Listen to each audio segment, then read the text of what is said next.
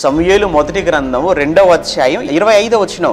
నరునికి నరుడు తప్పు చేసిన ఎడల దేవుడు విమర్శ చేయును గాని ఎవరైనా యెహోవా విషయంలో పాపం చేసిన ఎడల వాని కొరకు ఎవడు విజ్ఞాపనము చేయును అనెను. అయితే యెహోవా వారిని చంపదలచి ఉండెను. యెహోవా వారిని చంపదలచి ఉండెను గనుక వారు తమ తండ్రి యొక్క మొరను వినకపోయిరి.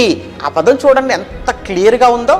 ఏలి ఒక యాజకుడుగా, ఒక తండ్రిగా, ఒక ప్రధాన యాజకుడుగా, నాయనా వద్దు, ఇది తప్పు, చెయ్యకూడదు, దేవుడికి కోపం, దేవుడికి నచ్చదు, దేవుడు చంపుతాడురా అని చెప్పినప్పటికీ వాళ్ళు ఎందుకు వినలేదు అంటే ఒకటే కారణం.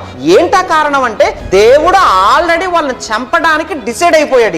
ఇప్పుడు మీలో కూడా కొంతమంది, మీ చుట్టూ ఉన్న వాళ్ళు కూడా కొంతమంది ఎంత చెప్పినా వాళ్ళు వినటం లేదు కదా, ఎంత చెప్పినా మారటం లేదు కదా, ఎంత చెప్పినా వినకుండా మారకుండగా దేవునికి, వాక్యానికి, సంఘానికి, సేవకులకు భిన్నంగా మాట్లాడుతూనే ఉన్నారా? వదిలేయండి. ఎందుకు వదిలేయమంటున్నాడు తెలుసా?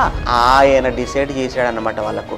అందుకే వాళ్ళు విన్నా మారరు. కానీ ఆ చావు చాలా ఘోరంగా ఉంటుంది. ఆ చావు చాలా భయంకరంగా ఉంటుంది కదా.